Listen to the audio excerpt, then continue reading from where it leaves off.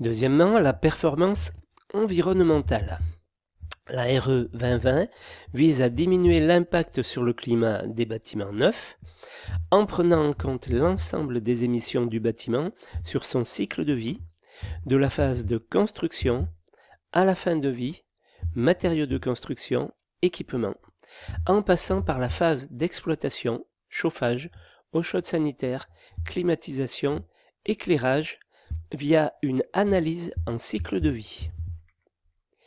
Ceci permet d'une part d'inciter à des modes constructifs qui émettent peu de gaz à effet de serre ou qui permettent d'en stocker, tels que le retour aux matériaux biosourcés.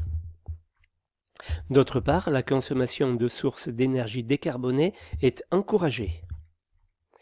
Ainsi, pour la première fois, la réglementation fixera un seuil maximal d'impact sur le changement climatique pour les consommations d'énergie et pour la construction, composant du bâtiment et chantier de construction.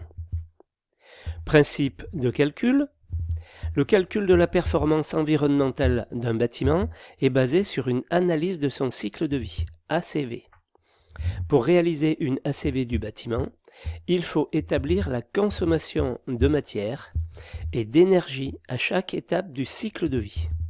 La RE 2020 distingue 5 étapes du cycle de vie du bâtiment. Phase de production, acquisition des matières premières et transformation en produits manufacturés, plus transport. Phase de construction, processus de construction et d'installation des matériaux et produits finis, chantier de construction plus transport.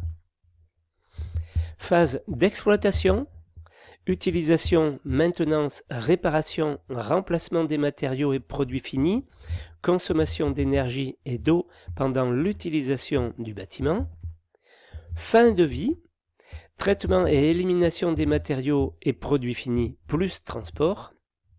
Bénéfices et charges au-delà du cycle de vie, potentiel de réutilisation, récupération et recyclage. Voilà, donc un schéma qui résume ce que l'on vient de voir. Extraction des matières premières, donc tout ça on est dans la première phase, phase de production, en comptant le transport bien sûr tout au long. La deuxième phase, la phase de construction, puis troisièmement l'exploitation, la vie dans les logements. Quatrièmement, la déconstruction, le recyclage, destruction est un peu abusif. Mise en décharge ou recyclage ou valorisation énergétique. Ça, c'est le cinquièmement, c'est les bénéfices et les charges. C'est la cinquième phase. Pour chacune de ces phases du cycle de vie, la méthode prévoit de prendre en compte la contribution aux impacts environnementaux des 5 catégories qui composent le bâtiment. Contribution relative aux composants, énergie, chantier, eau et parcelles. Les impacts environnementaux de chaque contribution ne concernent pas forcément toutes les phases du cycle de vie. Par exemple, la consommation d'énergie pendant la vie du bâtiment ne concerne que la phase exploitation, kWh d'électricité pour le chauffage, l'éclairage. A l'inverse, la contribution relative aux composants concernera chaque étape du cycle de vie.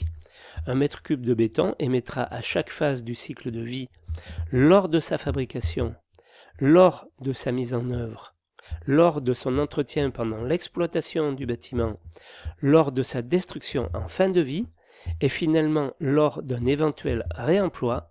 Dans ce dernier cas, c'est une contribution bénéfique, émission négative.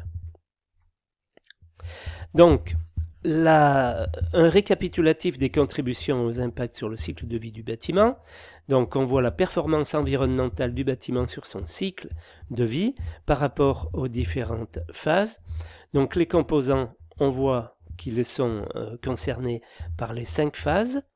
L'énergie uniquement au moment de l'exploitation, l'eau idem, le chantier en phase de construction et au niveau de la valorisation en fin de vie et export d'énergie. La parcelle, l'impact de la parcelle sur toutes les phases du cycle de vie.